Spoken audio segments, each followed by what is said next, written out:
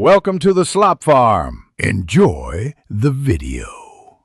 You begin by ensuring safety and getting consent to talk.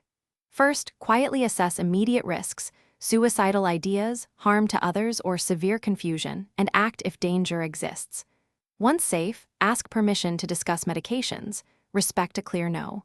Use a calm voice and one-to-one setting so the person feels contained.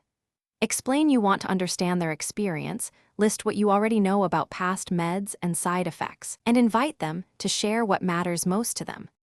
You now move into collaborative planning. Start with reflective listening, mirror feelings and validate distress, don't directly challenge beliefs. Then, make the how and why clear.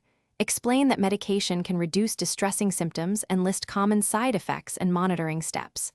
Offer concrete options, short trial at low dose, alternate formulations, or seeing the prescriber together, and set a small, time-limited goal like a 2-week trial. Once done, confirm their choice and schedule the next contact, so commitment feels practical and reversible.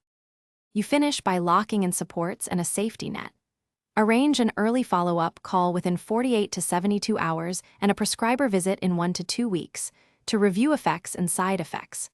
Make adherence easier with reminders, pill boxes, or dose pairing. Praise attempts to try the plan. If they stop medication or get worse, escalate.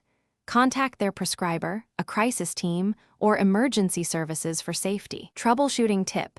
If engagement stalls, pause pressure, document concerns, and reintroduce options with a trusted. Thanks for watching. Consider subscribing if we helped you today.